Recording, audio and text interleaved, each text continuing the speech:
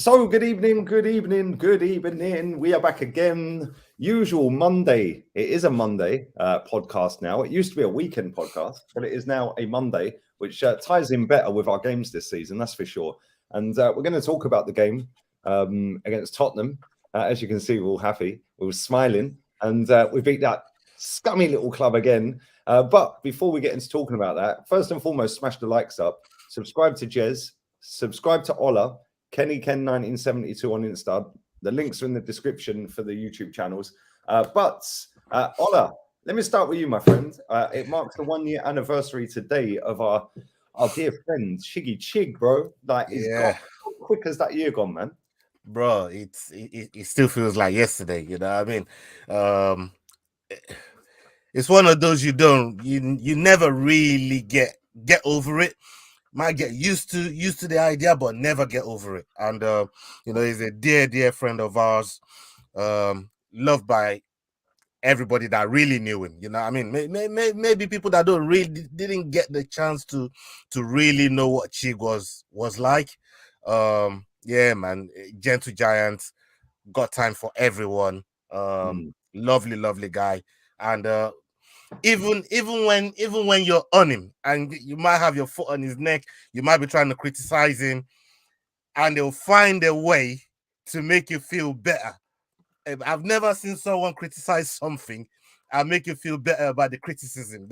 It's not like Yuli, you know what I mean? You know what I mean?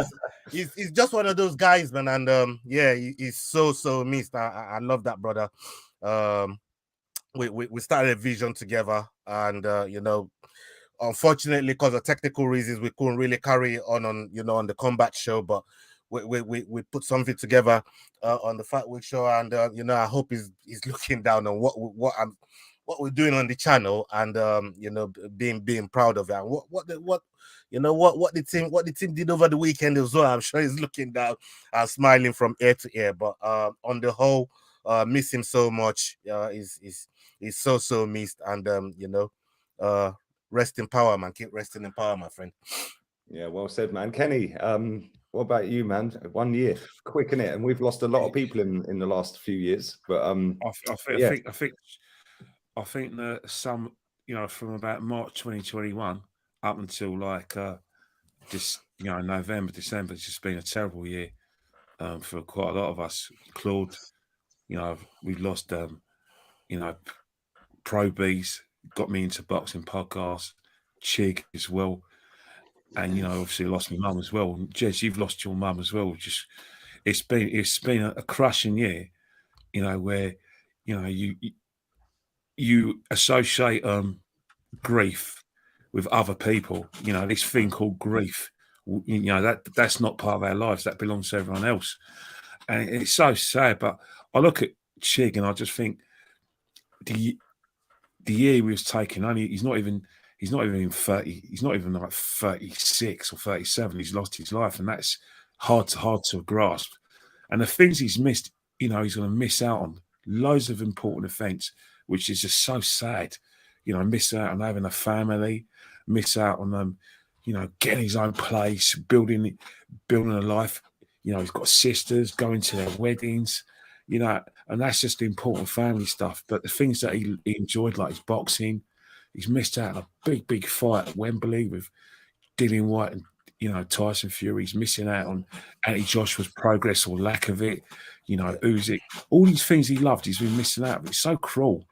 But it's a lesson to all of us as well, is that your health is the most important thing. You have any little thing wrong with you, and you just have no control over it. Just go to the doctor. Just go up to him and say, look, I'm feeling great. And if they fob you off and you still got a problem, knock on that door, even sleep at the hospital. Just don't take it for granted. Get the full MOT.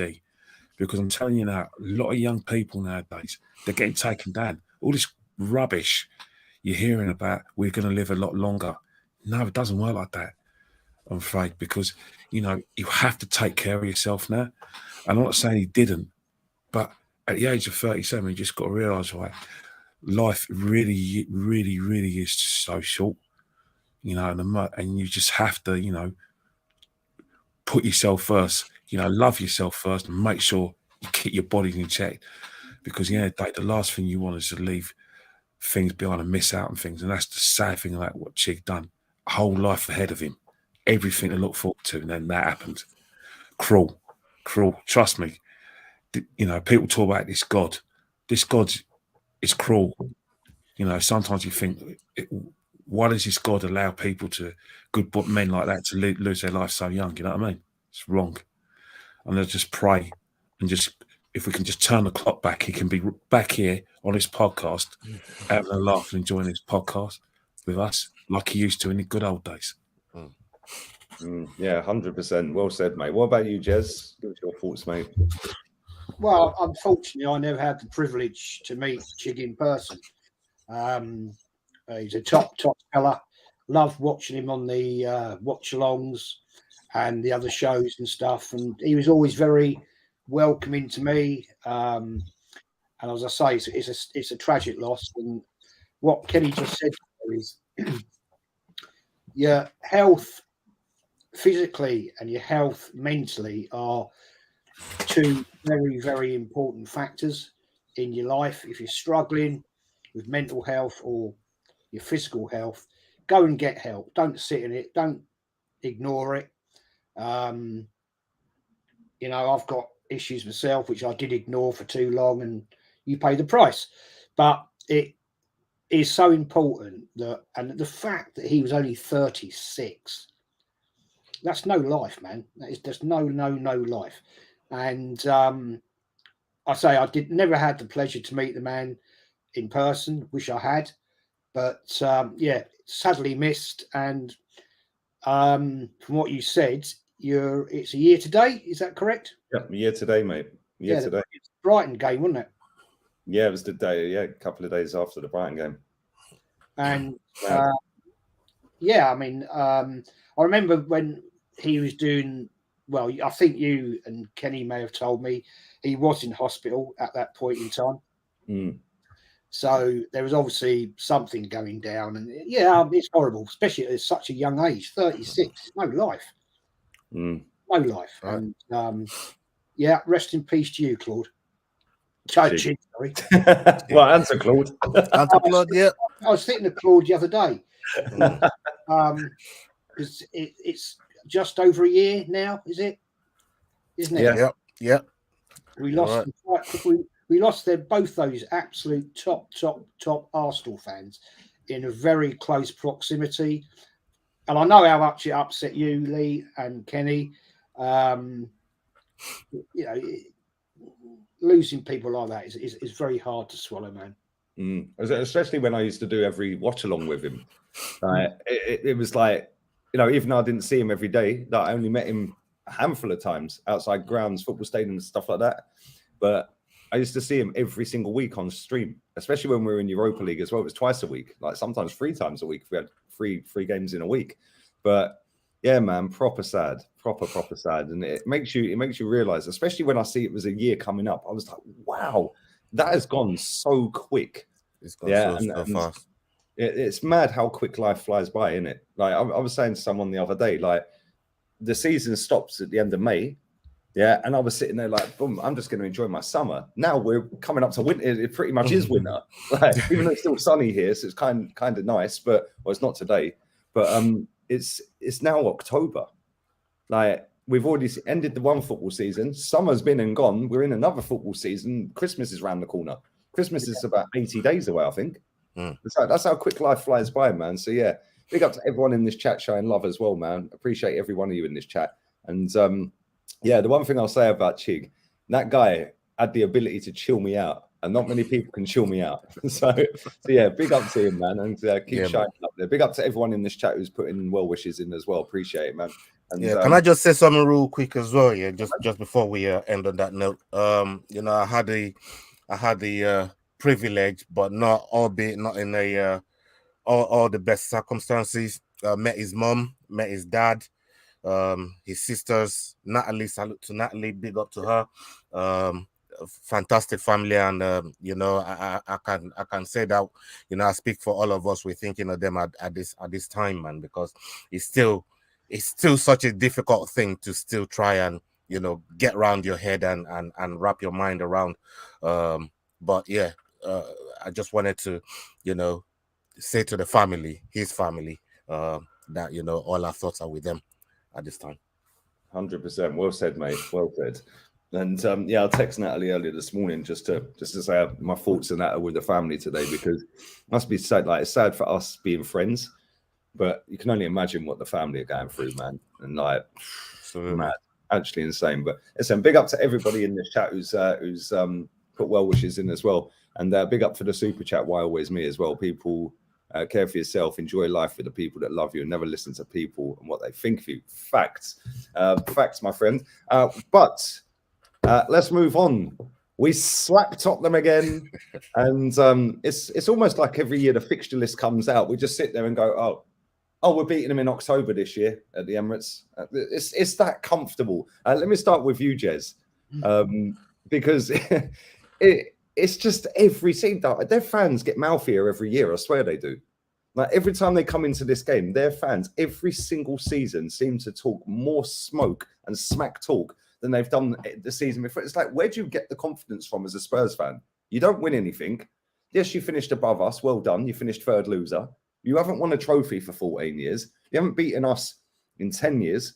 You've beaten us once in 29, but you think you're coming and beating us at the Emirates. And Jez, give me your thoughts on the game. It was from start to finish pretty much flawless, wasn't it? Well, let's first of all, let's just say they only got fourth because we cocked up. Simple as that. That's the only reason. We faltered at the fence and ended up, in fifth. But I mean, come on. I mean, that was one of the most commanding performances I've seen this season. We were on top of them from minute go. They didn't really cause too much hassle to us. And it was quite clear to me that the whole team was up for it. They knew the relevance of a North London derby.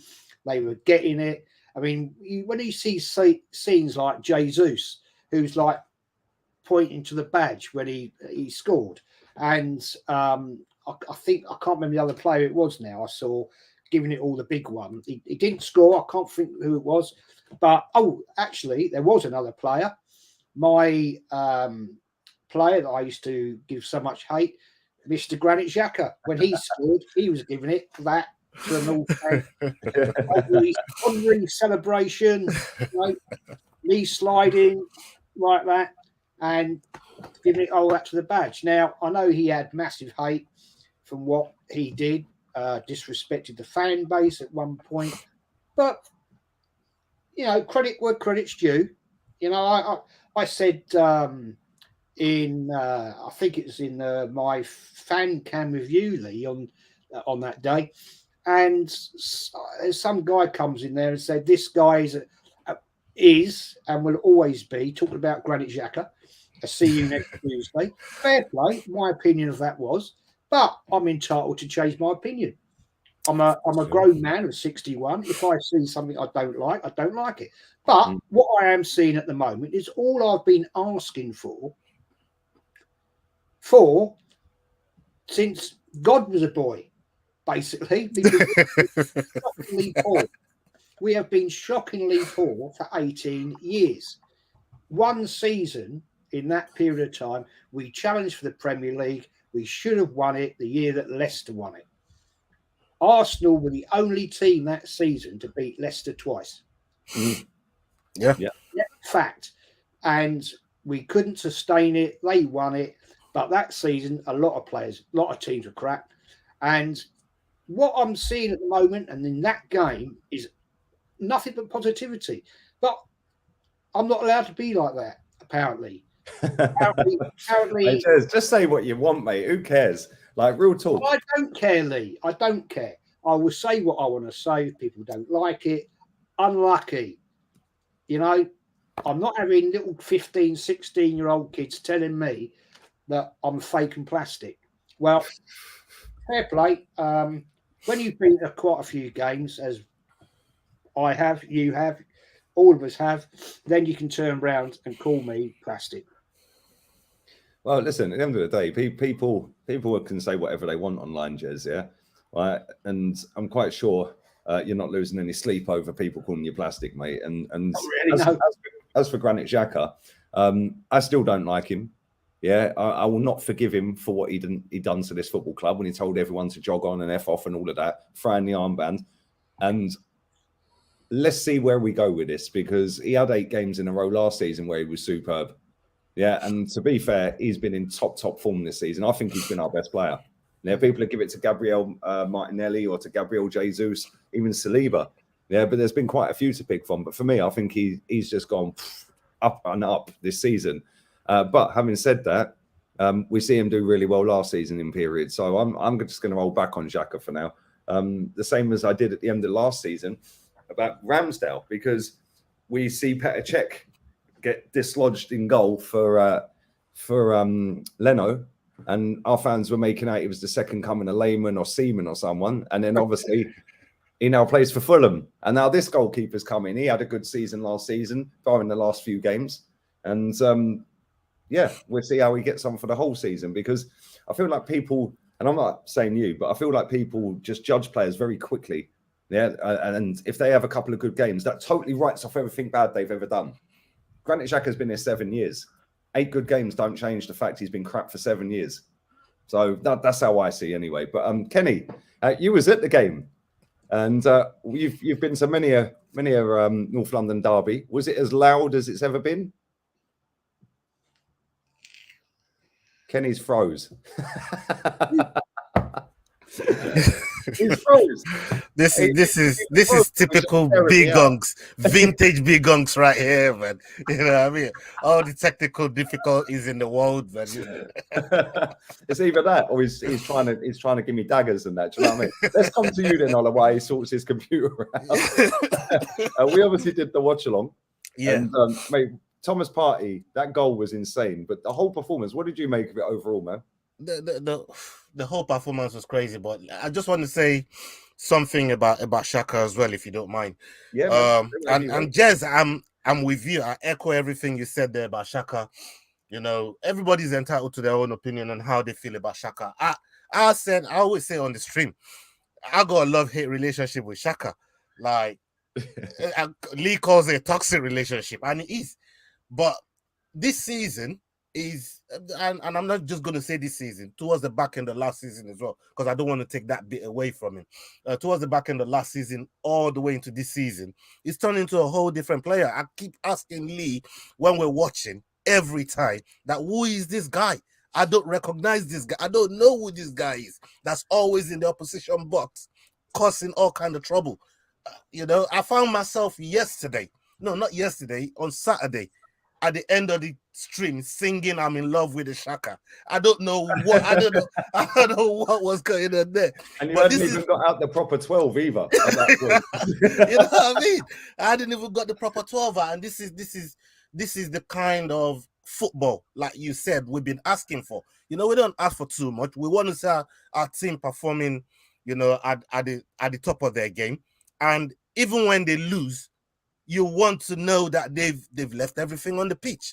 That's all you ask for, you know, just to show that, you know, you deserve to put the shirt on. On a day like Saturday, the way they came out, the way they handled themselves from start of the game to the end of the game. Just said it earlier on. How many times have we said it over the years that Arsenal's only played well for 15 minutes in this game?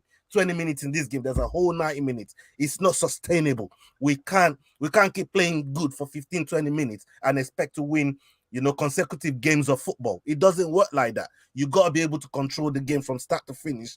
And I'm seeing signs of that this season, where we're absolutely going into games and from start to finish, we're taking control of the game. And even when we lose, when we concede goals, we're coming straight back with another goal. And look at the United game. You look at that United game.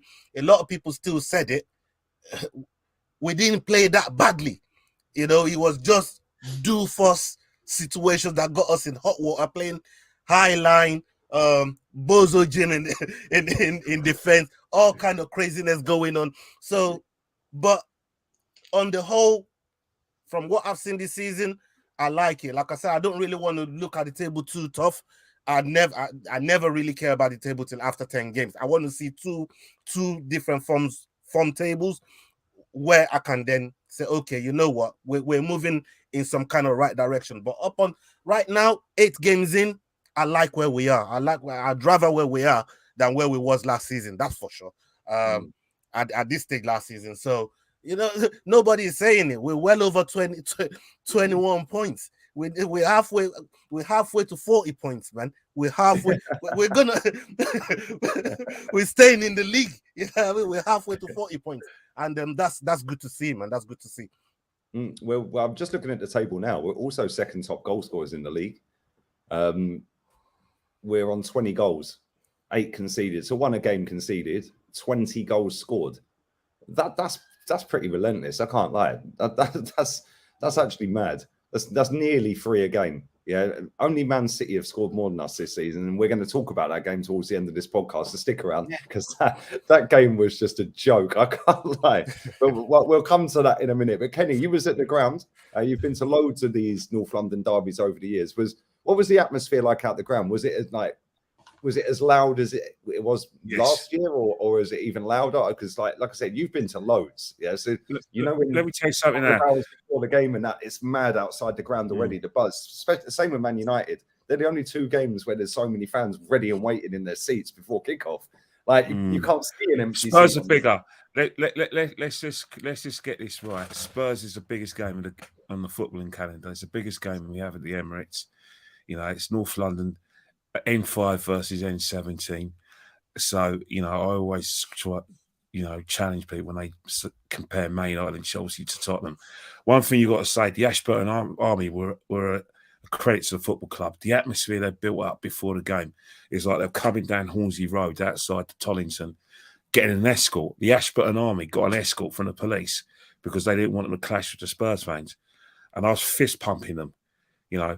I was already up for the game, went for my morning jog because I was stressed, because Arsenal stressed me out. 45-minute run. I came down, looked at people, because to be at the buzz. But when I saw the Ashburton Army giving it, singing the songs, you know, regarding, you know, our players, the club, I was fist pumping most of them. I was getting in the crowd and fist pumping them. And I was up for it. They got me up for it. And then getting in the ground, we're all up for it, watching the players train. You know, they took the roof off. The only thing that spoilt it was that ludicrous song, North London Forever, that, you know, song we hate, like the bollocks, that rubbish, like the crap. You know, we're not Liverpool, you know, we're not Man City, you know, where we're playing Beatles song, you know, la la la la la la la la City, that rubbish. We're Arsenal. We don't need that. Good old Arsenal would do me. You know what I mean? From, you know, 1971, we won a double. Not this lad.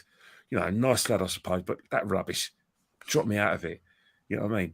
But from kickoff, we were at it. That is what we've always been like when we're at home in North London derbies. And I wish we could transfer that atmosphere, that pride to their ground, but it's impossible because they're going to outnumber us. But when I saw Spurs' team sheet and I saw no Kulusevski and I saw Emerson Royale, I thought, oh, I did a sign of the cross. You know, knew that if we went at them physically, mentally, and with everything, we can control the game. And I think the only disappointing thing during that game, because 90% was quality, was after we scored when we slowed down the pace. And then we allowed the Spurs to break our press, you know, get into their gear, and they got their equaliser, and they could have gone 2-1 up. That's the only disappointing thing. And sorry, Granit Xhaka fans, old and new, I have to be fair. He was the cause of our goal. He wasn't the primary cause, but he was part of it because he had an opportunity to clear the ball. When after it was a weak header from Gabriel. He should, instead of just trying to, you know, like fence the ball or trying to protect the ball, he should have just went right, bang, kicked it for a corner or kicked it out Rowe's head. But he held on to the ball. He got robbed, and that's when my guy Richarlison got a penalty. But apart from that, everything was quality. Partey was immense. I'll tell you one thing: Partey is basically the team. You know what I mean?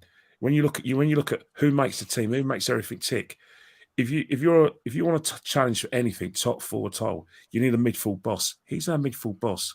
Don't let anyone get it twisted about Grant Xhaka being our midfield boss and Grant Xhaka's a midfield.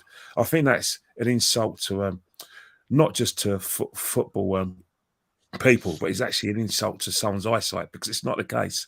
Never been the case since last season. Partey's been our midfield, always has been, and he's actually made Grant Xhaka into a top class performer for us, and he's helped Odegaard. He helps, Benjamin White. He helps the defence. It's like he could have, let us go. If you look at the second goal, who started the move? Thomas Partey, who scored a worldie in the 20th minute. Thomas Partey, he was just head and shoulders above every player, and the fact he was involved in the third goal, that was a superlative performance. But I understand why people would give it to Granit. Scored a goal. He showed a lot of passion. He's playing well. I can understand why they'll give it to JEZ'S. I fully respect the fact that if they give it to Odegaard, I get it. Got it. But sometimes I think Thomas Partey doesn't get the appreciation, understanding that he needs. And I think, I'm going to say it, a lot of Arsenal fans, especially the Bean Cats, should hold their heads in shame. I understand you want to be liked by all your Twitter followers. I understand very much that you want to be one of the moralistic, how do I say it, body of the club. But the way some of these fans went after Thomas Partey this season, the big thing, made shows about him without respecting the law, because he has respecting the law. I think you should hang yourselves in shame, man. I think you wasted a good opportunity to keep your gob shut. Because I'm not denigrating the situation, but it's speculation. It's for the police. No, his name has been mentioned, but for you guys to go on not so much your YouTube channels, but on your Twitter channels, I think you should be ashamed of yourselves. I think you should count to 10 before you try to get your Twitter likes and try and make out that you're great guys. Maybe going into something like Secret Army. You remember that show in the 70s, JEZ'S, Secret Army? Maybe some of them should, apply for that and, keep them big mouth shut. Because at the end of the day, they all want togetherness and they want to band together. Well, that wasn't getting us all together. And I'm telling you now, Thomas Partey, if we keep him fit, then we'll have a lovely, really, really productive season. We can't keep him fit, then everything goes to pot, just like last season. If Thomas Partey was fit last season, we get in the top 4 at Cantor. That's how good a player he is. Yeah, I totally agree, mate. I think every time he plays, we just look so much better, don't we? Yeah, and if he had played up at Old Trafford, they wouldn't have beaten us 3-1. Yeah, that game was mad anyway, and a couple of stupid mistakes from the manager with substitutions at the wrong times and stuff like that completely cocked that game up. But if you go back to last season, yeah, he missed quite a lot of games, and we ended up losing most of the games that he missed. So he is massive to us. I feel like we should have been out there in the summer going and getting someone else as well, because we can't rely on him for a whole season. We should have been in for Basuma all day long. Yeah, now that geezer's sitting on the bench at Tottenham. It's like, well, yeah, why? You could have come to Arsenal, mate. Like a bigger club, yeah, more chance of winning something. But it is what it is, isn't it? But yeah, I agree with what all three of you said about the game. I thought we were superb, man. That Partey goal, that's a 1 in a million. We've seen him take 1 million, and that's the only one that's flown in. Usually we're begging him, don't shoot. Yeah, we were sitting there. We've been sitting there for watch along after watch along, going, "Don't shoot, don't shoot, don't shoot." It was funny. I remember a fan cam title that I put when Claude was here. Yeah, and he said, and the title was Thomas Partey would be better off at Twickenham. It's crazy. But that goal, man, that goal was just pathetic. Like, and the thing is, he didn't even slap it that hard. Yeah, it was just perfect. It was such a good goal, man. For me, that's goal of the month. Nothing's beating that. Almiron's goal come close. Yeah, Almiron's goal was mad. That was a filthy goal, man. But yeah, Thomas Partey's goal, that and to do it in a derby as well, yeah, it was insane. And then after that, he was getting trigger happy, wasn't he? He was trying to shoot from everywhere. Yeah, it was like, no, they just kept blocking it. It was like, okay, mate, slow down now. But yeah, I think I think he's quality, man. He is a very good player, and it's mad that he's been injured so much since he's been here because he's never been injured before, really, at Atletico. So we need to fix that, and if we can't fix him, we need to go and get someone that can do an adequate replacement job because El Neni ain't the guy, Lokonga ain't the guy. I mean, somebody a little bit better than that, but it is what it is. My man of the match, by the way, was William Saliba. I thought he was just unreal, literally unbelievably good. Like, and he pocketed Son along with Ben White. Yeah, Son was anonymous in that game. Richarlison, I thought was a little bit better than Son, but again, do you know what the mad thing about it was? And Kane as well. Kane didn't do anything apart from score a penalty. Great penalty, by the way. But I think them three, normally they're so fluid. And their passing is crisp. Their final ball is crisp. In that last 10, 15 minutes of the first half, they had 3 or 4 chances to break away and get in on goal. And it was just heavy pass every time.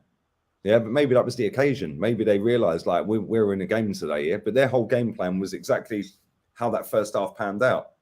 Sit back and try and counter. And they just weren't clinical enough with their final ball. And then second half, I've seen a lot of fans saying, Tottenham fans saying, oh, but it's Royale's fault he got sent off.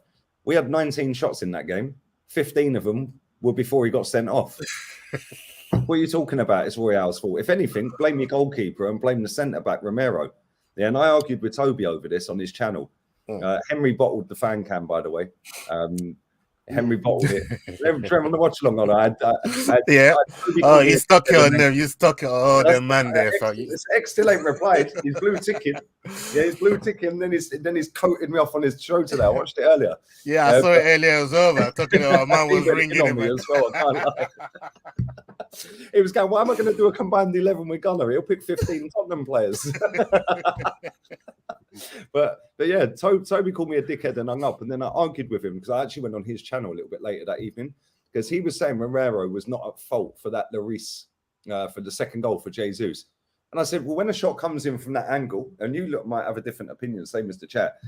When a shot comes in from that angle and it bounces just in front of the keeper, not many keepers are going to catch that and hold it. They're going to parry it.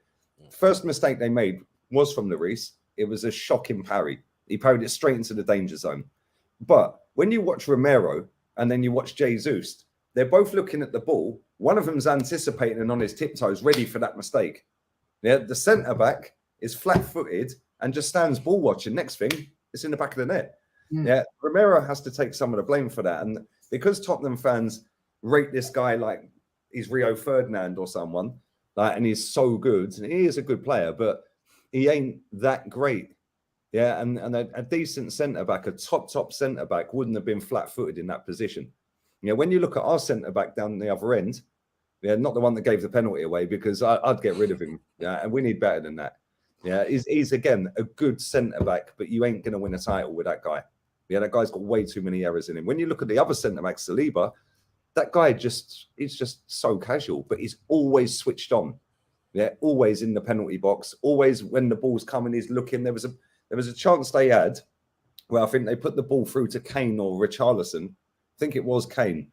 Yeah, but it got Gabriel got spun again by Kane. Yeah, and Saliba just went straight over and sniffed the danger. Yeah, totally blocked that out. Yeah, and I was like, because they were in on goal at that point. Yeah, and Saliba read that danger from the minute he got spun. He was straight out there. If that's the other way around, I don't think that Romero does that as often as Saliba would. He'll probably still do it, but Gabriel ain't doing that at all.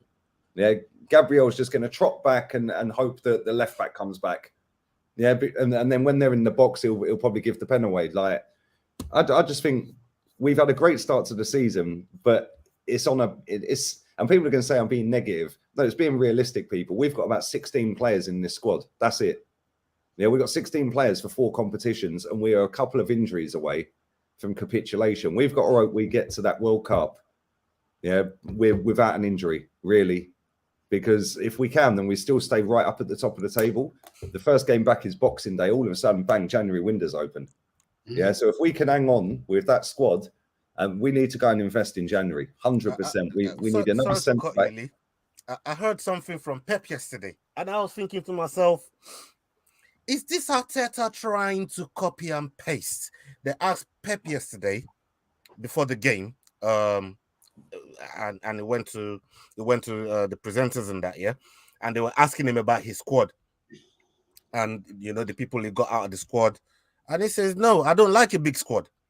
It brings all kinds of trouble that I don't have time for. So I like to keep my squad small. I do what I need to do to keep them fit, and then if they get injured, they get injured. But I don't like big squad." So when he said that, I thought to myself, I mean, this is the first time I've actually heard him say that. I'm thinking to myself, could that be where Arteta got that from? Is he trying to copy and paste it? I don't know. But I read one or two things into that comment there from Pep, because when we've looked at times, especially over the last two windows, we're thinking we've left everyone short. We've left the team short. We've left the squad short. We haven't got enough players to go and finish the season with, or to go into the season with. But could that be their plan the whole time? I don't know. But something just resonated with what Pep said there, and I'm thinking to myself, is Arteta trying to copy and paste here? I don't know, but I suppose only time will tell. I don't know what you think. You're saying there, but I think the difference with Man City and Arsenal under the two managers, forget the quality of Pep and the quality of their team. The difference is Pep's got enough quality on the bench to be able to drop Grealish, Mahrez for 7 games straight. Yeah, Mahrez came off the bench yesterday. Yeah, we've barely seen Mahrez and Grealish also. Grealish was unplayable, by the way. Yeah, we're going to come to that game in a minute, but it was mad. But they've got the quality to be able to drop 2 players that walk straight into our team.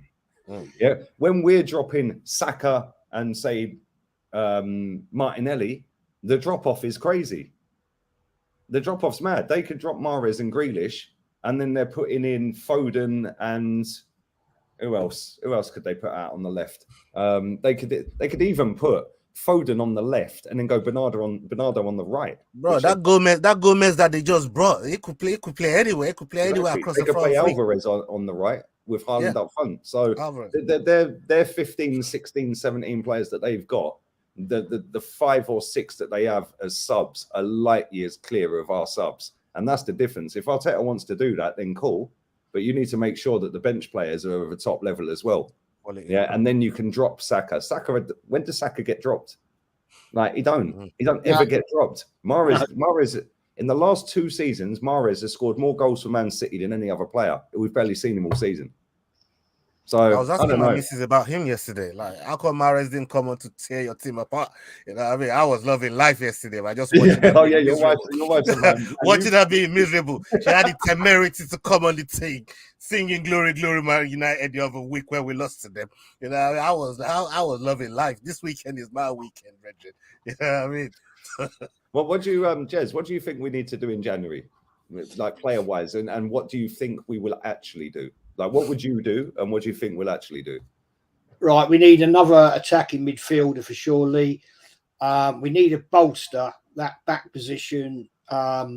Gabriel, I'm not quite as harsh on him, but yeah, he's young. He's still got a lot to learn. There was a statement I read from Ramsdale that he's young, he makes mistakes, and I think he said something like about, I'm watching the whole defence or something, and even Saliba and the rest of them, Ben White, I have to talk to them all the time, which I'd love to hear that. I love to hear that from a goalkeeper.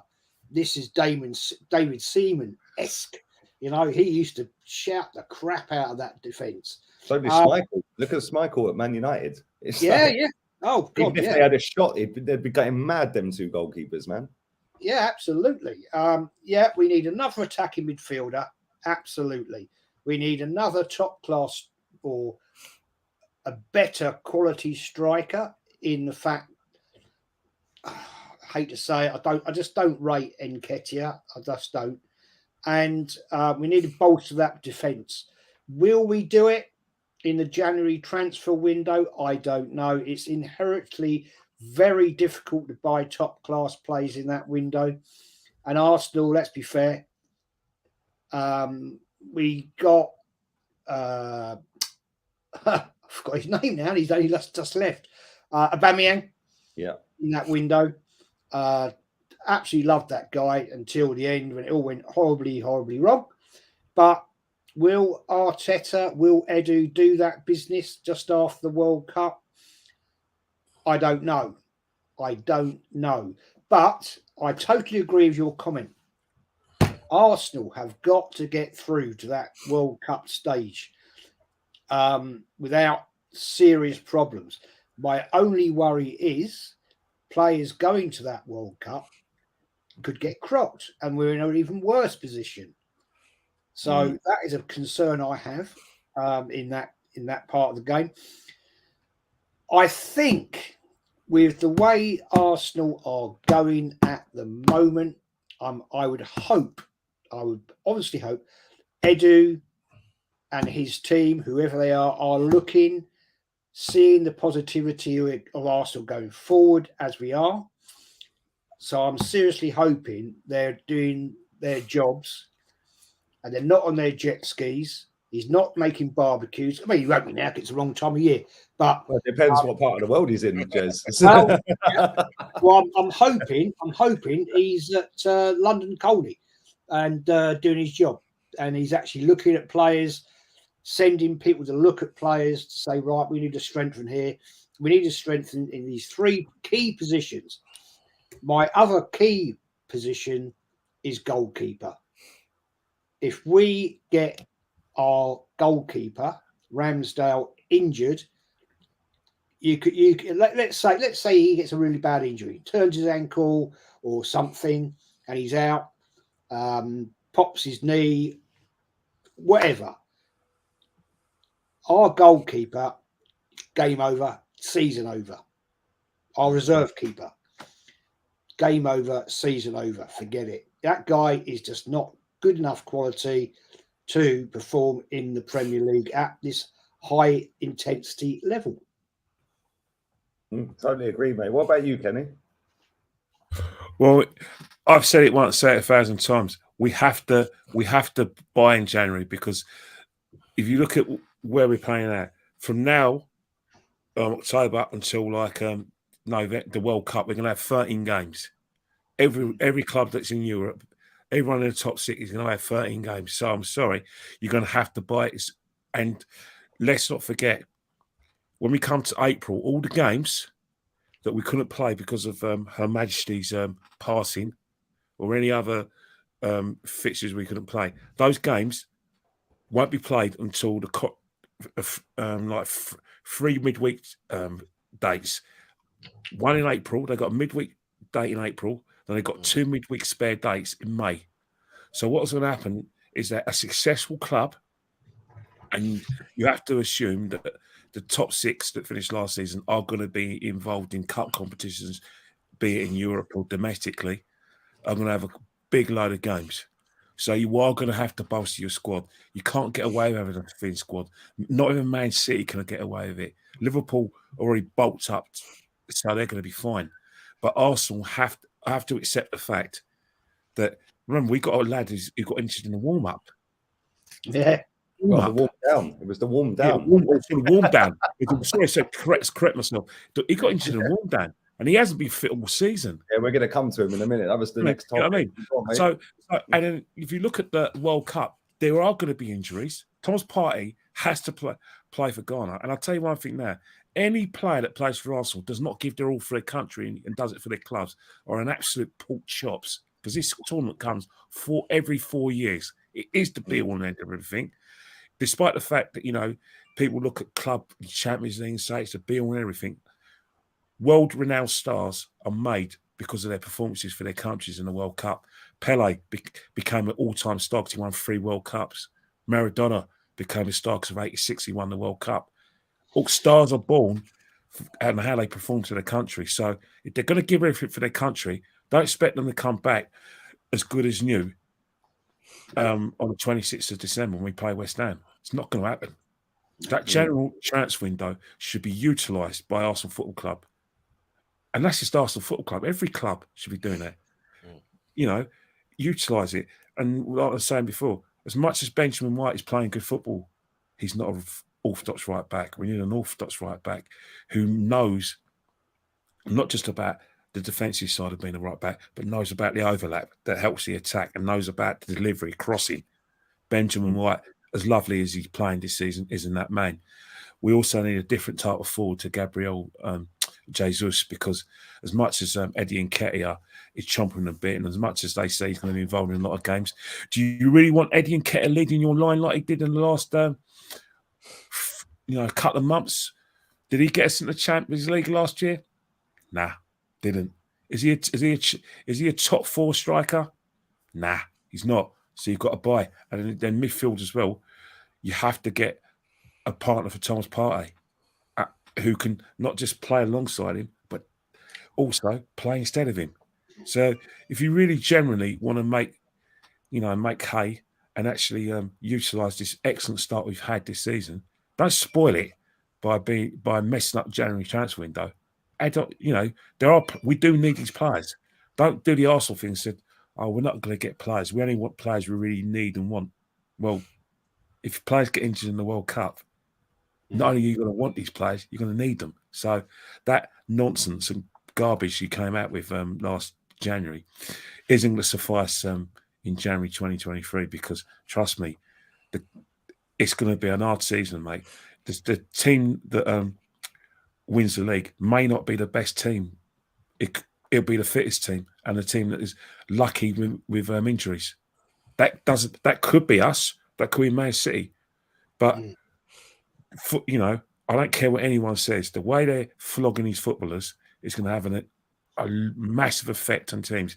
If I was a team that's not involved in Europe, a team like Brighton, and I had big balls, I'd go and get a striker if I was Brighton, because the way you're playing, the way you're creating chances, Danny Welbeck ain't going to get you far. No. So a team outside top 4 is a good chance of you capitalising. 100%, mate. And big up to everyone in the chat as well. Smash the likes up, people. Make sure you subscribe to the lads as well. Their links are in the description of the video.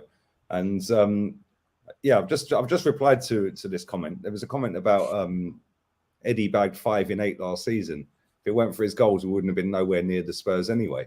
He actually appeared in 21 games last season. Yeah, albeit a lot of them were substitute appearances. But there are minutes on the pitch racking up that he didn't score in, just because he went through a little purple patch and scored against Chelsea. Like that's not enough, man. Yeah, I think Kenny's spot on. He ain't a top 4 striker, and the fact that we've thrown 100 grand a week at him, and he wants to be the main man. The manager said, I have not given this guy enough game time and I regret it. And he needs to be getting games. We then give him a contract after he's out of contract, and now he's not getting games. And he's on 100 grand a week now instead of 20 or 40 or whatever he was on. For me, that makes no sense. But he ain't getting in over JEZ'S. Yeah, and I think that you're right what you said, Kenny. We need a different type of striker. Yeah, we need somebody that's like, if you look at the way we play, we do put the ball in the box quite a lot, whether it be aerially or across the deck. And when plan A is not working, we need a plan B. Plan B is lump it up and hope somebody gets header on it. Yeah, that's how I'm looking at it. Yeah, and we ain't got that. Yeah, we haven't got that at all in our squad. If you look how tall our strikers or wingers are, they're nowhere near tall enough to be lumping a ball in and hoping they're out jumping 6'5" centre backs. Yeah, that's an area that we need to go and address. Yeah, I don't know who the player could be, but we need to go and get somebody that's 6 foot plus that's comfortable in the air. Yeah, but that costs money, and I'm not so sure we're going to go and be able to do that in January. Maybe in the summer, but then again, we could be sitting here licking our wounds again come May. Who knows? But can I just make a point on this comment? Sorry to interrupt. Yeah, 3 of those goals were in the Carabao Cup. I was thinking that you were thinking it, just. So to be fair, no, it was 5 and 8 in the Premier League. Yeah, it was. It was. It was 5 and 8 in the Premier League. Fair play. I was thinking about that 3 of them goals there. So yeah, fair enough. No, it was. Yeah, I've got his stats now. Yeah, but him wanting to be just to add to him wanting to be the main man at Arsenal, that's all good and everything, especially with the number 14 shirt as well, but I also want Bill Gates' bank account in my bank account. It's not going to happen, is it? You know what I mean? It's not going to happen, is it? Because now, when I give him this contract, we've got Gabriel Jesus. Unless something catastrophic happens, I don't see how Eddie becomes the main man that he wants to be at Arsenal. Like I said, unless something catastrophic happens, and even then, I still see maybe Martinelli getting the space up top before he does. I still see him getting off the bench to probably come and help Martinelli out. I think Martinelli will get the upfront spot before he does. And look, I got no qualms against Eddie, but I thought, when the chance for him to move became available to go and play for, say, someone like Patrick Vieira, he should have gone with that move where he's able to probably play week in, week out, get picked week in, week out, develop his game, and then maybe down the line come back to Arsenal. I don't know, something like that could have happened. But I personally, and this, like I said, I know I say on my channel how much I hate Ghana. This ain't I was saying I love Ghana the other day when I used to stick that ball in the back of the net. You know what I mean? I only say that because they knocked us out of the World Cup qualification and thing, and because of my brethren William. Everybody knows about William. We go back and forth on the channel all the time. But look, for me, I just don't see Eddie being that main man. He's got the number 4. Like sometimes I don't know if a club can withdraw a shirt. They did it for Mesut. Didn't they do it for Mesut Ozil? Didn't they take the shirt from, who did they? William Saliba. They took it while he was on loan and gave it to Ben White. I know the club's done that before, where they can, withdraw the shirt number. But I don't know, man. I just don't see him being the main man at Arsenal, man. Like, he just doesn't. I don't feel. The only thing I think that we could probably do is, because we've now protected his value, we could now flog him. And we're going to get some dough, whereas in the summer we weren't getting nothing. Go on, Kenny. Sorry to disturb you, man, but I just want to address this guy, Chaltana Cal. Sorry if I pronounced your name, Chaltana Cal. Right, it's very easy for you to say, "Come on, all right, I'll go. I'll take you on if you don't mind." And then you like Oba, Eddie Walport last season. Let's be honest. I understand where you're coming from, but let's remember. 2 goals against Chelsea, fantastic. 2 goals against Leeds, fantastic. And a goal against Everton, fantastic. Newcastle, when we needed him, didn't perform. Because that's what we call the championship rounds equivalent in boxing. But we're going to bring it to football, nowhere. Tottenham, away from home, I was there, nowhere. Yes, he did, bring in the goals, and goals does add a tally, like I said, he would help to the goal difference. Ultimately, he did enough to get a contract, but ultimately, in the games that mattered, it disappeared. Where we needed a talisman. Unfortunately, Eddie wasn't there. Now, it's not just Eddie; the whole team was a letdown. Xhaka was not the player that he became this season. He was not. He was missing in action against Newcastle and Tottenham. The whole team. But always, what I'm trying to say is, long term, if you want to win big titles. He'd be good to come off the bench, in a tight game and get us a goal. Brilliant. But ultimately, if you see what's happening with at Manchester, you do need someone, a main man, a talisman, who will bag you a hatful of goals and look like the back of goals. And I don't think Eddie's that man. Simple. We need someone top class that befits the level of this great club. Yeah, 100%, man, 100%. Listen, smash the likes up.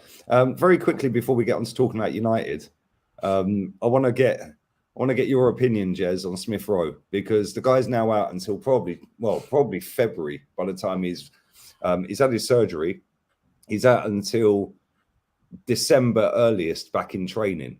So by the time he's fit and raring to go, it'll probably be January, February before we see him. It'll be like a blue signing, wouldn't it? Yeah, like a new sign. Then you've got March, April, May. The season's done. Again, another one. We said this right at the very start of the season. This is a massive season for Smith Rowe. Yeah, he's got the number 10. Yeah, he was scoring goals last season, but he's constantly injured, this guy, man. Yeah, and I feel like we have to make a decision on him this season. Real talk. Yeah, what do you make? What do you make of it, Jez? And what would you do with him, mate? Yeah, I like Smith Rowe, but I'm no injury prone man. He's another Ramsey to me. A lot of potential, and I'm sorry to see what's happened to the fella. I like the guy, seriously. He's put in some great shifts for Arsenal, but now I don't think we'll see him much before February at the earliest. So it's a season done. And come the summer, when the season ends in May, I think we've seriously got to look him, moving him on, and look to get a decent replacement in. We've learned from time, haven't we, that we have in this club, we had Walcott injured all the time, never met his true potential. And Ramsey was another one. And Wiltshire. Yeah, Wiltshire. Oh, Van Persie. Wiltshire, our under-18s manager now. You know, in and out, in and out, in and out. I'm sorry, it's just not good enough. If you are going to play top-flight football, you cannot have this continual injury situation. It's not for a big club like Arsenal. We can't have this. We can't be paying top dollar, weekly wages for players that are continually out injured. My other concern is Tierney. He's injury prone. He was at Celtic, and he's proven he can be injury prone. But Emile Smith Rowe, yeah, you've done a great service to the club. But if this surgery doesn't turn around your issue, then I'm sorry, mate, you've got to go. Exactly. What about you? What about you, Kenny? Football waits for nobody. Simple as that. You know, if we're the club that's going places, and I've said it on with Mr. Judge, and I've said it to you, and this Saturday in the fan cams, I spoke to you, Jez, as well yesterday, and I'll speak to you regularly, Ola. On the results business, this season, the way Arsenal are playing, there's only one way that people like ourselves are going to be satisfied is that we use this great start to the season, maximise it, carry it on, and start winning something big, winning trophies. Start challenge for leagues, token, if you like, and like I said, give this season a big go. We can't carry players like Emile. Last season the song was Saka and status quo thing. Saka and Emile Smith Rowe. Teams move away from those two. Sorry to say it. I know it sounds ruthless. I fully respect that Bukayo was a go-to man for us last season and the season before when Arteta was at his worst and he was just give the ball to Bukayo and he wins the game for us. And then Smith Rowe had a good season where last season we were both like the top goal scorers. Teams evolved, mate. Teams evolved. We sometimes fall in love with our schoolboy players or our players who come through the academies, and we're desperate for them to do well. Respect that. You want it because who are you going to identify more as a football fan? Bukayo Saka, Smith Rowe, or someone like JEZ'S or Magaresh. You're going to identify with the English players because, as far as they're concerned, even though you imagine that they were Gooners from birth, and one's born in Croydon, one's born in West London, they could have supported Chelsea or Crystal Palace. Chris Rowe's dad supports Spurs. So, but you get where I'm coming from. You have a great identity with these players, young players, than you would with foreign signers. However, they have to be good enough. They have to be available for selection. They have to be, injury free. And if you want to move on, then sometimes you've got to leave these guys behind. I'm sure when he gets back to his best, I'm sure he's going to want to challenge for his place. But football's a dog-eat-dog business. It's very, very ruthless. And, people have got short memories, mate. Short memories. We're going to talk about the Manchester derby where, a player, we sit and forgot how many Ballon d'Ors he's won. But right now, he's being treated like, how do I say it's going to get tasty in a minute then, because what I'm trying to say, even him, right, is now being talked about in the past, let alone a player who's coming through. And that's the problem we've got at Arsenal. You know, we all love London-born players in our first team. We all love everyone to be in Islington. We all love all the kids to go to, Monton, Paul's Park, Christ the King, go to St Aloysius, Highbury Grove, go to Richards of Chichester, all schools in Islington, or, all those schools in Islington Candle. We'd love them to be immersed in Islington, go to Moray, go to Duke of Edinburgh and Funthall Road, and we love all that, but it's just not possible. We're a world-class club that's happened to be based in Islington, and we have to have the best players available. And if you don't cut it and you move on, like I said, it's the speed of light, mate. We have to move on without Emil. Sad but true. Great potential, but I've already forgotten about last season. I'm only just in this season. I'm ruthless. Exactly. Spot on, mate. What about you, Ola? Look, with Smith Rowe, when you look at him, because I like him a lot. The boy he's got untold skills. He's got bags of skills. I mean, and his love for the club as well is one of those things that endears you to these players. But at the same time, we've seen this so many times. We can't get married to players like this. We did it too long with some of the names that you guys have mentioned. I've mentioned Robin Van Persie with Wilshere. Some of these players that are injury prone. We just stuck with them for no reason. Diaby comes to mind. We've been doing it as a club for a long, long time. But when we start seeing signs that, not even God can help the injury. You know what I mean? When you start looking, when you get the signs that, look, it don't matter what you do, these players keep getting injured, you got to start looking for exit plan for them and get them out of the club. Ruthless, top elite clubs. That's what they do. They don't keep on paying these players. They move them on, And if they can't move them on, they cancel their contract and bite the bullet on it and, just part ways with them.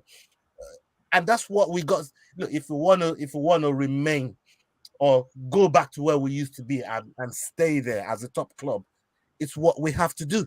It's just the nature of the beast.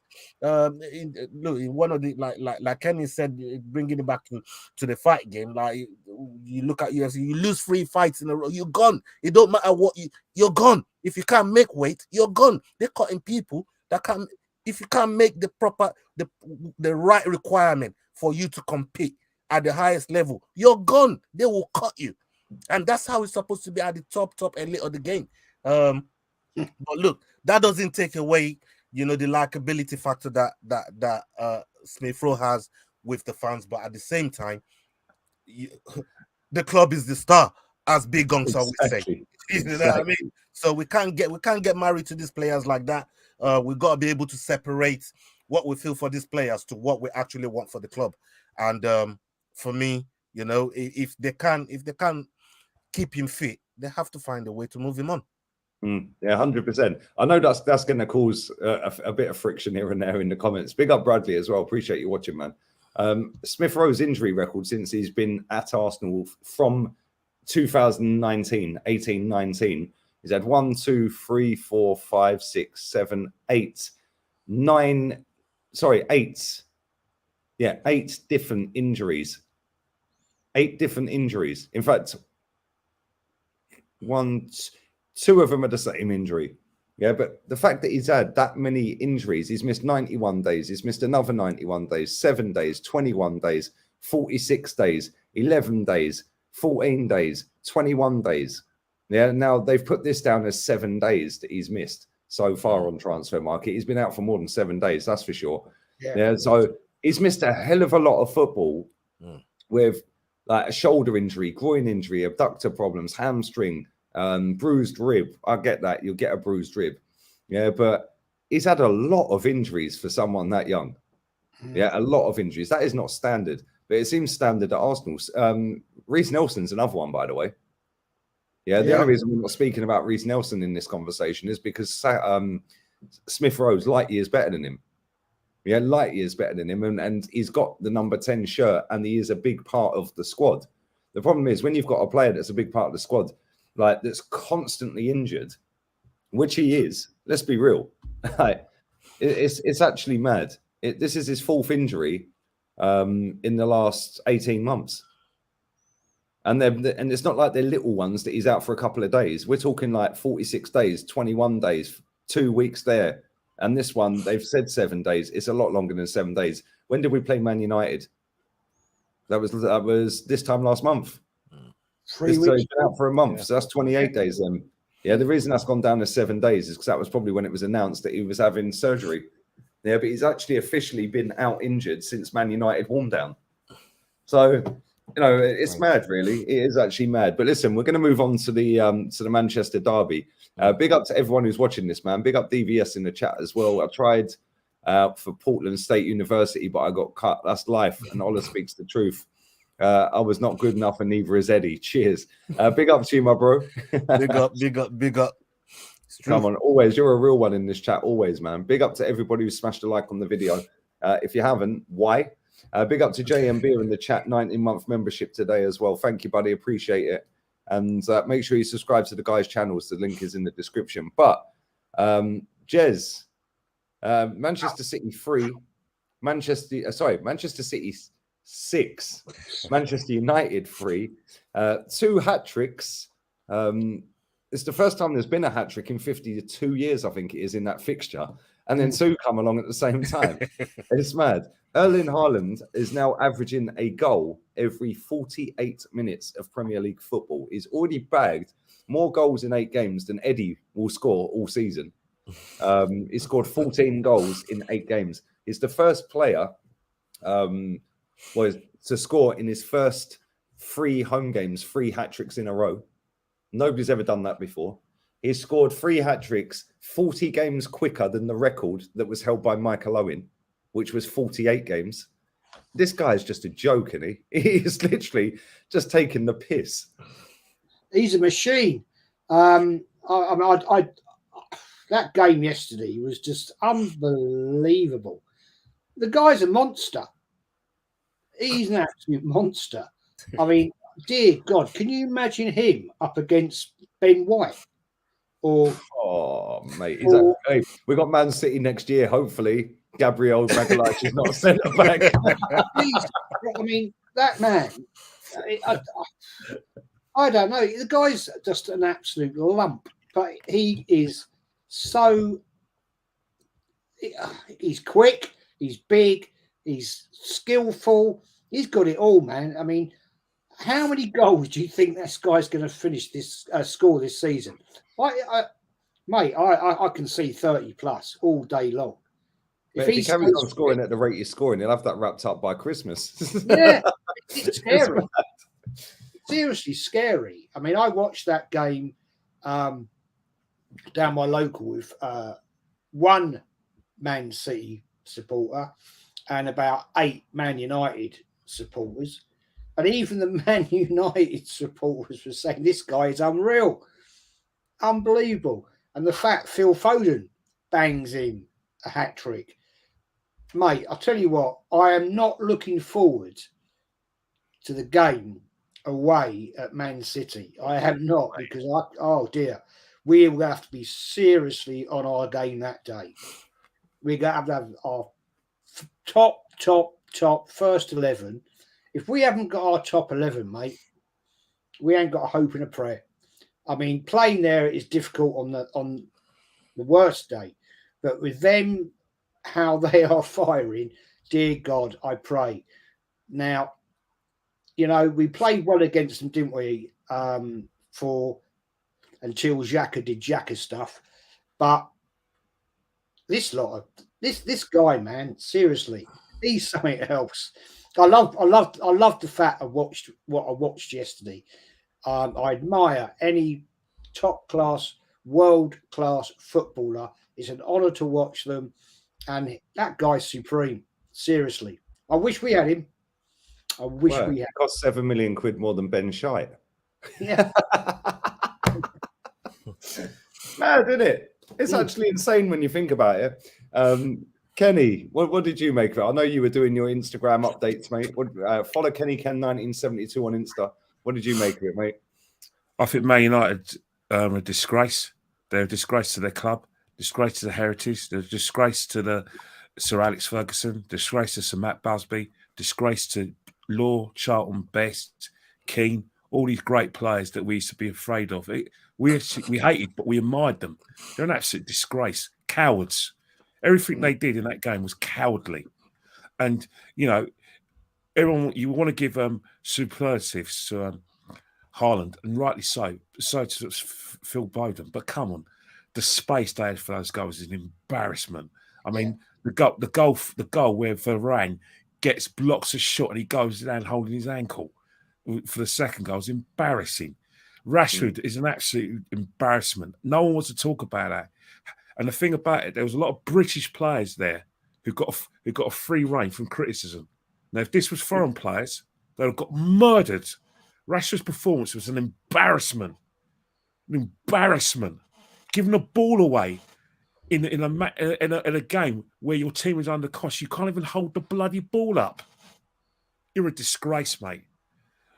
You're a great guy, but let's talk about the football. This is your audition to get into the World Cup squad.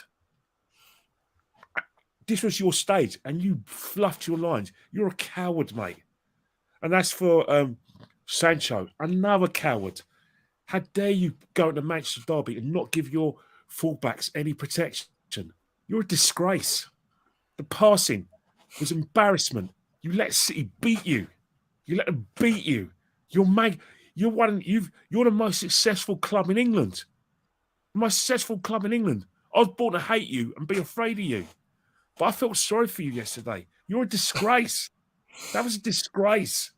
Absolute disgrace. If that was an Arsenal team, they did that, I would go to all their houses and drag them out one by one, put them in a boot, and make them go to every pub and explain themselves. That was a disgrace. You could talk about City till the cows come home, but that was a disgrace. That was an absolute disgrace, that performance. Every minute of that performance is an absolute disgrace. You don't give it your all in Manchester Derby. You give up after the first attack. They gave up. White flags everywhere. You can't blame Cristiano Ronaldo for not pressing. Rashford didn't press. You can't the only thing Ronaldo's pressing is his wife, mate. That's it. You know what I mean? And as for Ten Hag, I'm going to have a go at him as well. I'm sorry, mate. If you go to a club like Man United, right, make sure you get the players you want. Don't try and make a scene and make a prat of yourself by leaving big names out to flex your muscles when you could have had them in a Manchester Derby. All right? If you do your research before you go to Man United. Do your research on Ed Woodward. Do your research on the fact they buy big stars you may not want, but they just do it for decoration. Do your research. Don't go there and make a point because you gave that Manchester Derby up on a plate of pep. All right? Yeah, they were going to win and they're better than you. But to go like that and give it like that, you're a disgrace, mate. You're a disgrace. An absolute disgrace. I wasted my time watching that as a neutral. And I like being entertained. I don't want to watch that. Just because a guy's 6'5", I'm so scared. I'm so scared. Oh, God, help me. What's that? You won 20 league bloody titles. You won 13 Premiership titles, mate. What's wrong with him? This is embarrassing. I'm not a Man United fan, and I'm embarrassed for Man United fans. I'm embarrassed for Alex Ferguson. I'm embarrassed for Cristiano Ronaldo. Ten Hag, I've got no respect for you, mate, because it's your responsibility. And then all of a sudden, you get 3 goals. You kept us goal scoring. Oh, boo-hoo. Well done. Kept the goals down. Well done, mate. We didn't get beat 6-1 or 8-1. We got beat 6-3. Well done. Embarrassment, mate. You're a disgrace. You're in the laughing stock. You're a laughing stock, Man United.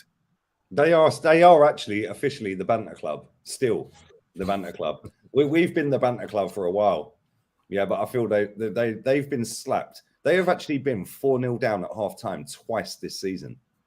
Yeah, that manager should look at something and just either come and out it and say this is the problem, or he is the problem. I'm not so sure he is the problem. I think there's a lot of players in that club that are not right. Harry Maguire smiling and laughing at 6-1 or whatever it was. He should be the first one out the door. Never good enough to be a Man United footballer. Never in a million years. As for Ten Hag, I can understand why he left Casemiro on the bench for McTominay, because McTominay's actually played very well this season. Yeah, he's been very good. But after 20 minutes, you take McTominay off, your midfield is getting ploughed through. In fact, there weren't even a midfield. It was so easy for City to pass through. They were literally just walking through the midfield. And I was just sitting there watching it. I was thinking, are they actually for real? Like, it was actually hard to sum up who was their worst player because they were all shit. Yeah, the only one who could probably get a pass in that game is maybe the goalkeeper. Yeah, maybe the goalkeeper. I don't think for many of them goals he had a chance. Yeah, but as for the striker for City, fucking mate, that guy is just a joke. Yeah, that guy's first touch, yeah, is a goal. Like, literally, he doesn't take a second touch. Yeah, this is why he's got a shit first touch outside the box because he never has to work on it because he's very rarely outside the box. Like, just stick him in a box. That second goal, their second goal, his first goal. Yeah, the one where De Bruyne. No, was that his second goal? I don't know. There were so many goals. The one where De Bruyne chipped it. I mean, what a pass from De Bruyne anyway. But you have no right to score that.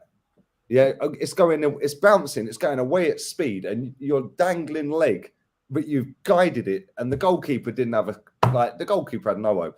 The header off the line that actually went in, yeah, that was piss poor marking again. Eriksen dropped a stinker in that game. Yeah, he switched off for the first goal for Foden. He switched off for the second goal, the header, albeit Varane was off the pitch. I think if Varane was there, he may not have scored. Who knows? He probably would have. Varane's probably having nightmares about Haaland. Like, you know what I'm saying? I think all of them are. But I'll tell you one thing though. Like, I've seen Man City a lot this season. Obviously, I am on loan at Man City, so it's great. Arsenal are top; they're second. It's fantastic. Yeah, but I've watched them against Newcastle, albeit away. I've watched them against Villa, albeit again away. Like, they dealt with that City team a lot better than Man United did, and Man United have got a lot more quality in their team than Newcastle and Aston Villa. And I just find it baffling how scared they were, man. Like you said, Kenny, if that was an Arsenal performance in a North London derby, even though I don't see them as rivals, we've had this chat before, I'd be fuming.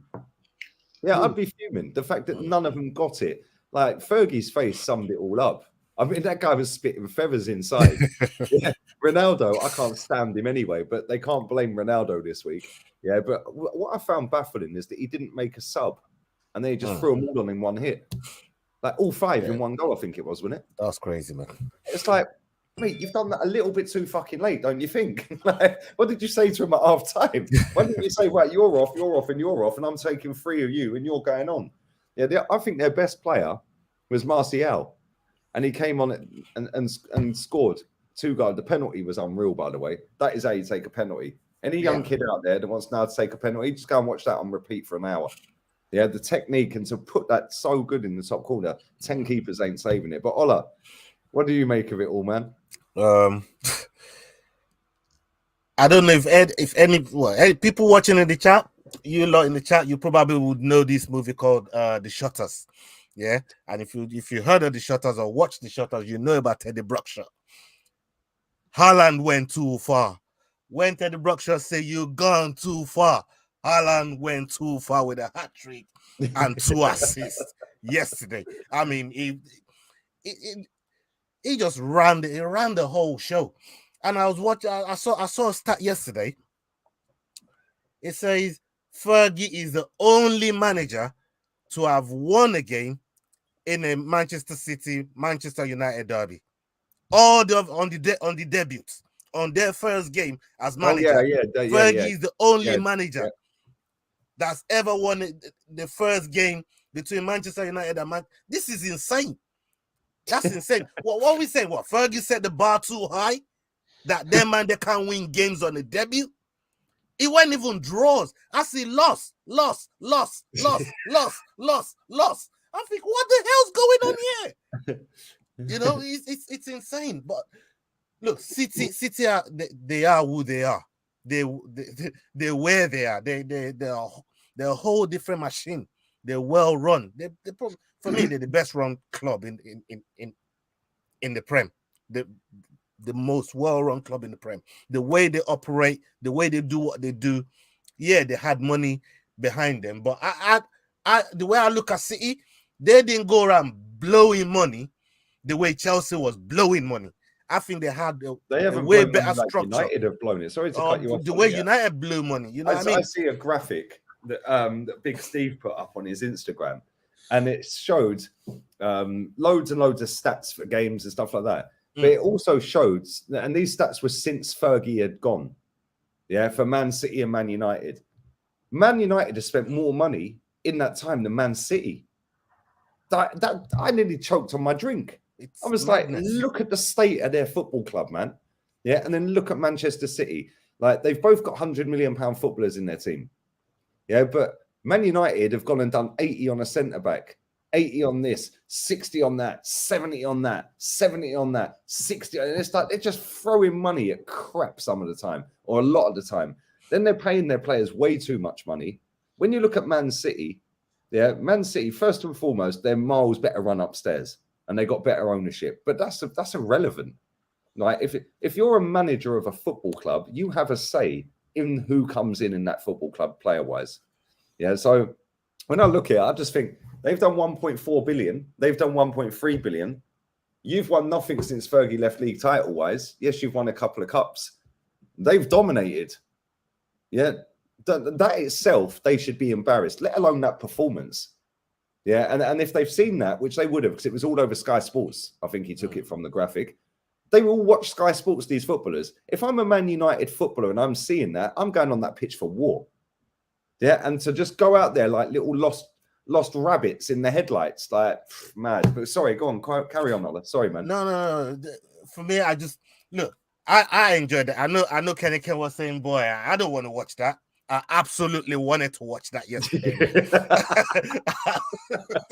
I absolutely wanted to see it. I'm here for it. I was loving every minute of it. Look, I gotta give credit to one of the goal scorers yesterday. Because I when he scored against us, I still thought, what the fuck is this guy? I still don't know nothing about you. But that goal that he scored against City, I fought to make it 4-1. Mate, bro, what a banger. What a strike. And that's where I said, okay, Anthony, welcome to the Premier League. You have arrived. Now, what does he do to build on that? I don't know. I don't see it. Now, I want to talk about Ronaldo. This is the one that really got my goat. Right? How do you sit a man like that on a bench in a game like that? I don't care if he's 60 years old. Ryan Giggs was still playing in them top games for Manchester United under Fergie at 37, 38, damn near 40 years old, and was getting results and was putting in the work. So to tell me that Ronaldo couldn't do nothing in that game and just sitting there, it looked like he didn't want to be there. And I heard Roy Keane yesterday. And Keane was fuming. Him and was Michael Richards were going for it. He was absolutely livid that United are disrespecting Ronaldo because he knew for a fact that Ronaldo had takers. He knew for a fact Ronaldo had clubs that wanted to buy him. United dug their heels in and didn't let him go. So if you ain't let him go, you got to do one of the two. You got to play him. Ronaldo is not Nketiah, man. I don't care how old he is, how shit he is. He's a world-class finisher. You put him in front of the goal with some consistency, he's gonna put he scored 18 Premier League goals last season. He did, regardless. Look how shit United was. He scored 18 goals under 2 managers. What, you telling me he can't do something? He can't do something to affect the game yesterday? To be honest with you, I can see why he sat him on the bench all season, because he's finished. Yeah, absolutely finished. Yeah, it might be. Then he should have got rid of him. Yeah, but Roy Keane's mates with Ronaldo is now. I think. Listen, Roy Keane said, "Oh, I know for sure he had takers." I heard him say that as well. I see it on YouTube today. He definitely had takers and blah blah blah. But how do we know? How do we know that is true? That's just Roy Keane saying. But Lee, he did. Todd Bowley of Chelsea was after Ronaldo. One of the reasons why he fell out with Tuchel is because of Tuchel wasn't keen on having him, which he's entitled to do. But the situation is, regardless of whether you think Ronaldo's finished or not, the fact is you don't have a player there who you don't want to play. So if you want to protect your dressing room, and you got a decorated footballer there. Oh, is he going to be going on to the players? Oh yeah, don't worry, I'm not playing, but yeah, I'm gonna be good around his dressing room. You having a laugh? No, is he fuck? Is he hell? Then you should have got rid. Don't just get in there and just say, "Oh yeah, I'm gonna show I'm the big man." Sorry, mate, you lost 3 times this season. You got beaten by Brighton at home, and you got tanked by Brentford. That when I was a kid, they used to have players like Stan Bowles.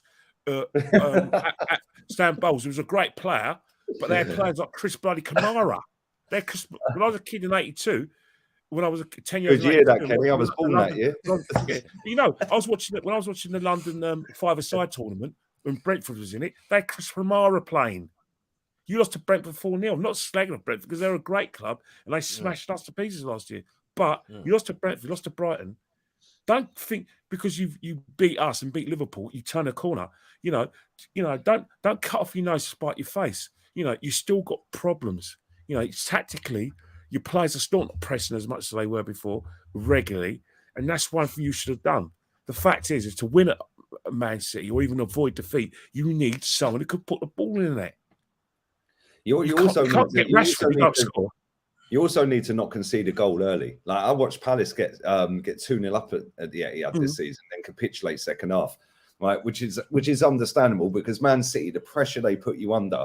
Yeah, and the amount of work you have to do off the ball, eventually you're getting knackered. So unless you make your subs and they all come on and do exactly what the others were doing that you've subbed them off for, you're going to lose to City. It's no shame in losing to City, by the way. They're the best team, one of the best in Europe. Yeah, but it's how you lose to City. Like, you can't be not marking your man. And Christian Eriksen should hang his head as well because that first goal, he knows where Foden is. Yeah, he's standing in the box facing his own goal. Foden's behind him, and he just walks straight around the back, bang, goal. Yeah, Do you know Foden took that shot not looking? That was a no look. That was a no look goal. He didn't even look where he was shooting, and he lost Eriksen. He just went past him and bam in. Mad, isn't it, bro? It was too much. And then you would have thought a leader. He's marking a 6'5" player. I mean, come on. Yeah, but the problem they had in that, right, is the fact that Varane had to go off, didn't he? Right, and because he blocked a shot and it hurt his little foot. Your foot, okay? Manchester Derby. Yeah, exactly. Laying around, rolling around like a baby. Yeah, and then doing that stupid little hop, skip, and a jump as he's walking off. Like, you knew there was nothing wrong with him. Yeah, they're all crying like babies because City didn't put the ball out. Well, it weren't a head injury. Yeah, and then that probably, I wouldn't say that cost them the goal, but it didn't help us. It didn't help stop the goal, did it? Yeah, because if Varane was on the pitch, he might have made it a bit more difficult for Haaland. Instead, he was up against McTominay and Eriksen. That's a mismatch. It's a mismatch. You know what I think? I think maybe we're being asked because I think if you look at Man United over the years, and if you go back to probably like 1945 when Sir Matt Busby got the job, you think about their successful periods. They've only been really successful under 2 men, Sir Matt Busby and Sir Alex Ferguson. But if you look at it, you've got Wilf McGuinness, not a success. Frank O'Farrell, not a success. Then you've got Tommy Docherty.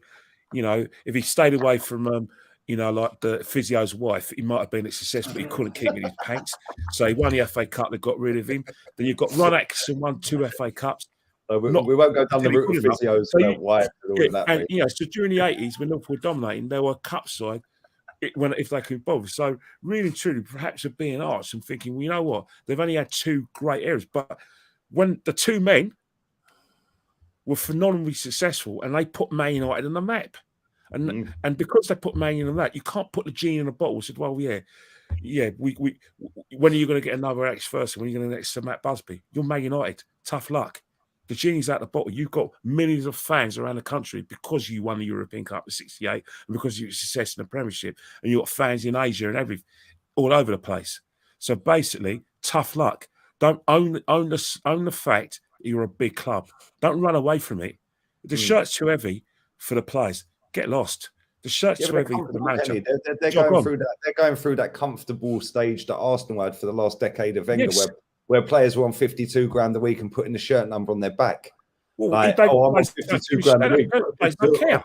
Put the shirt on my back with 52 on it. Yeah, Bentner, what a prat. Yeah, what an absolute jog on.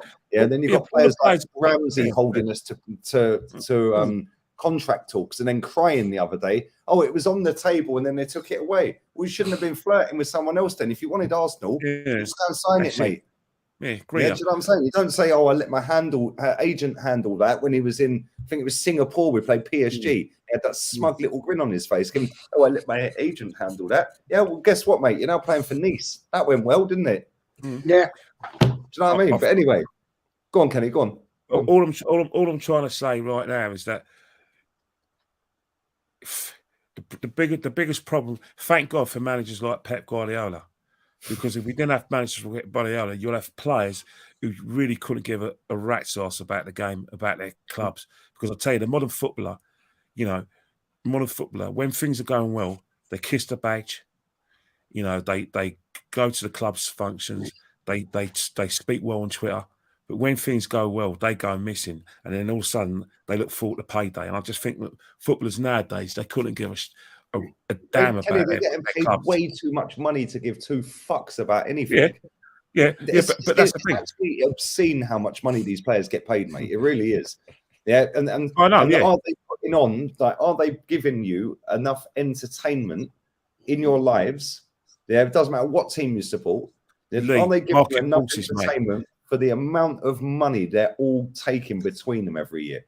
Who would you rather have it, Lee? Who would you rather have it? Because the other day, as far as I'm concerned, you may not like the players. You may think not, average Joe is earning 100 grand a week. But at the end of the day, I'm probably one of maybe it's the left wing in me that believes the artisans should get the goodies. Because back in the day, Jez would tell you this, before the minimum wage, some tosser, sorry my language because I don't want you to lose me, was making a packet and these players were getting nothing. So I'm on the other side, earn what you can. But seriously, mate,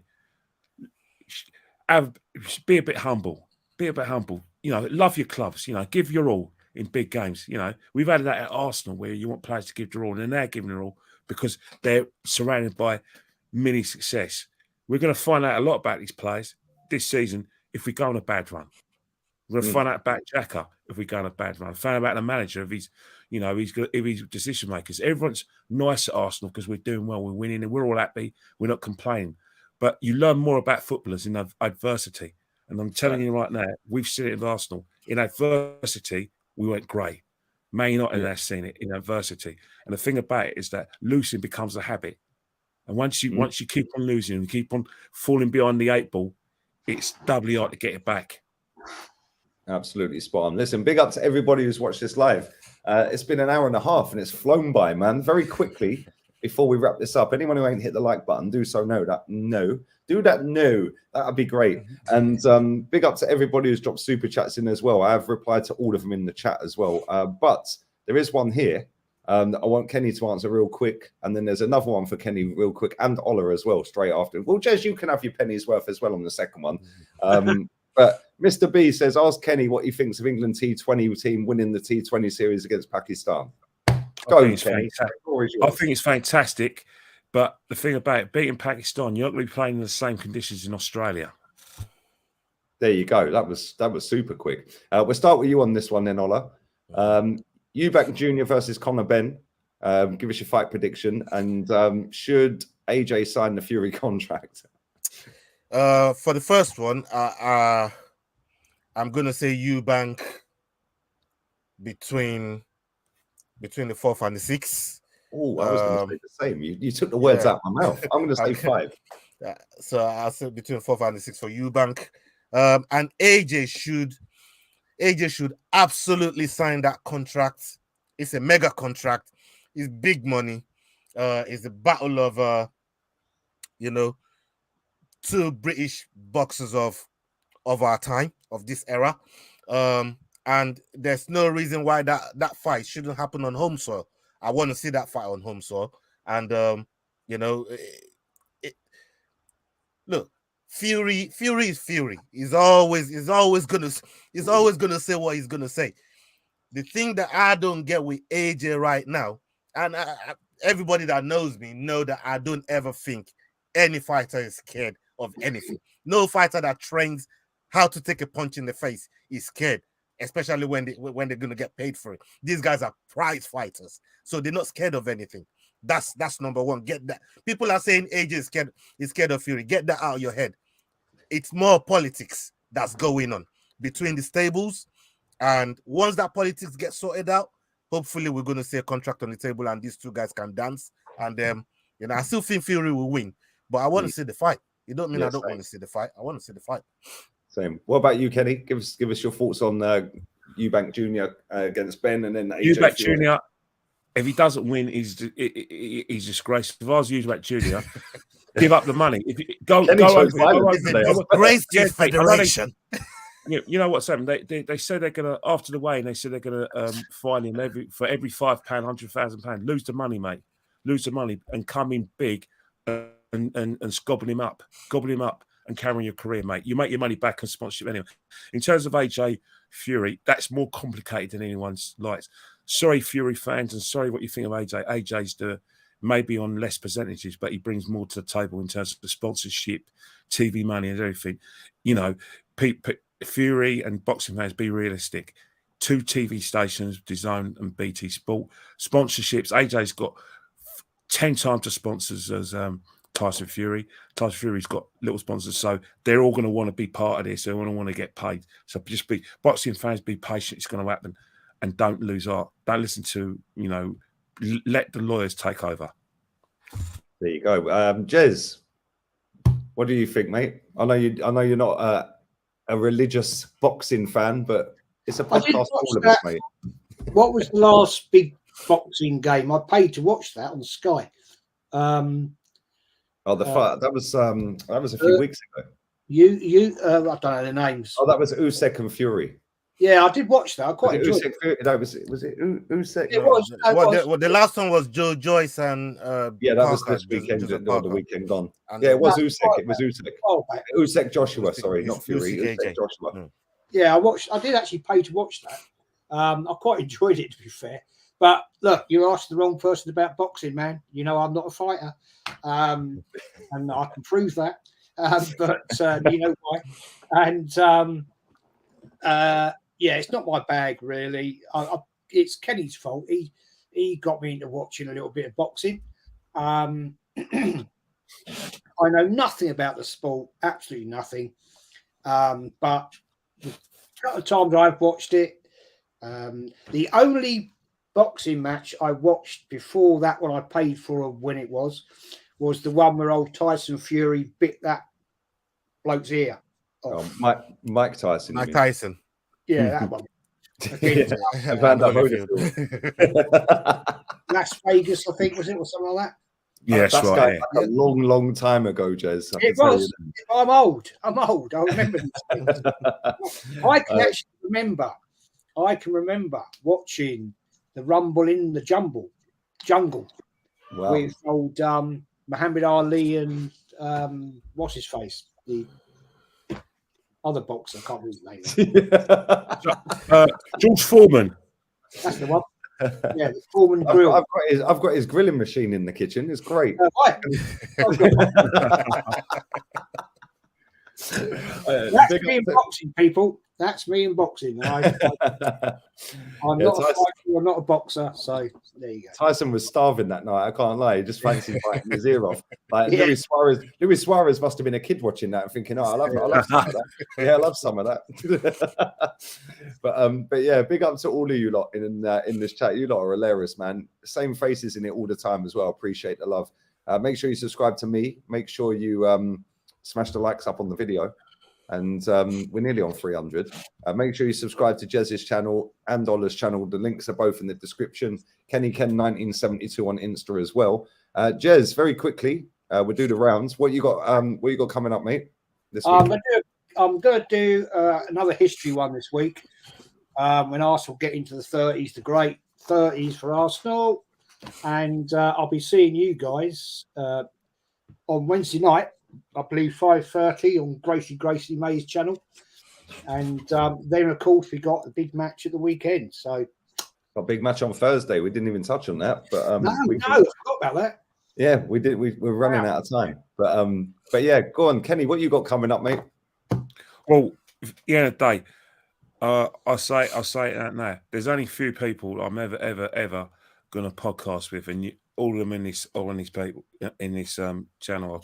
Obviously, I'm going to add people like Gracie May as well. I love working with her. Northside, I working with Aussie Gooner, and that's it. There's a lot of people I've podcast before over the years, and I'm talking about. I wouldn't work with them again because I like to work with people who care about the club and put the club first. I don't work with people who talk to you 1 minute and you don't hear them for 6 months and just are interested in becoming journalists or want to get content awards, like silly content awards. Jog on, mate. Jog on.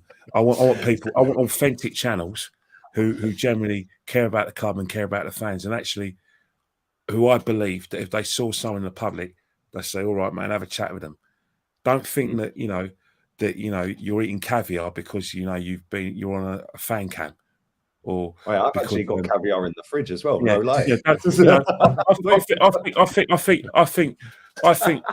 that I say it with respect. There's one person who we all know who got a bit of fame and forgot about real life, and now it's all crashing down on him. Don't be that person. Any of you YouTubers out there, don't be that person. Always be humble. Always remember one thing, right? I get you running a business, but just remember, be humble, okay? Don't form cliques like you're better than everyone else. Be humble. Kenny chose violence today, but I like it. Ola, what have you got coming up this week, man? I know you're busy. Man. Yeah. We got interview released today, so please, if you're not subscribed to the channel, go and check it out. We interviewed the Greek warrior. This guy is trained with Francis Ngannou, the world heavyweight champion, UFC world heavyweight champion. He trains with Eric Nixick. Extreme couture. That's where this guy trains. So he knows a lot of the heavy hitters in the mixed martial arts world. And we're getting ready for the pay-per-view coming up with Do Bronx and Islam Makhachev. Is going to be a big card. I mean, if you're a mixed martial art fan, this card here is a dream card. I'm going to be doing a watch along for that. So please, come and support us on the channel. We're doing some good things. This is a vision that I had with Chig. God rest his soul. This is a vision we had together. We was running the combat show together. Like I said earlier on, because of technicalities and password issue and stuff like that, we couldn't carry on that channel, but we just wanted, I wanted to do something that both of us were planning to do from the get-go, and I'm happy that it's going in the right direction with the support of everyone that's in the chat here, everyone that's from this channel, Lee himself, Big Gunks. If JEZ'S was like a fight, if he's not the lover that he is, we would have dragged him over there as well. So if JEZ'S wasn't the lover that he is, we would have dragged him over there as well. But everybody that supported us all along the way to get to the point where we're at now, thank you so much. And if you haven't jumped on the train yet, jump on the train now. We've got space for you. Yeah, come and support us. You never know, man. You might see me in the chat. Yeah, that'll be lovely, man. That'll be lovely. And thank you to everybody. Absolutely. There you go. Big up to everybody who's watched this live. I'm done and dusted for the day. That's me totally done. Tomorrow, 3 p.m. UK time, I'm on with Terry Flewers. He is getting it tomorrow. Yeah, getting it. How dare you? How dare you try calling me out all these weeks and months and this and that? Yeah. Let's see how much he tries to wriggle out of his team getting absolutely annihilated in a local derby. Let's see what he's got to say for himself. Yeah, let's see how he tries to spin it about the manager and all of that. We're not going to let him mention the Glazers because they weren't on the pitch, by the way. So he's now got no argument. He's ruined. After that, at 5 p.m. UK time, back on here, I'm on with Rants. That's going to be equally as funny. Oh dear. So make sure you come and check that out because tomorrow I will be in top form. I'm having an early night. I'm going to watch the Leicester Forest game, and then I'm going straight to bed in preparation for this. But big up to all of you lot that have been in the chat. Big up to you guys as well on the panel. Always lovely talking to you. And we're out of here, people. Adios, amigos. Still Arteta fuera. Salute. Ciao. Victoria Concordia Crescent.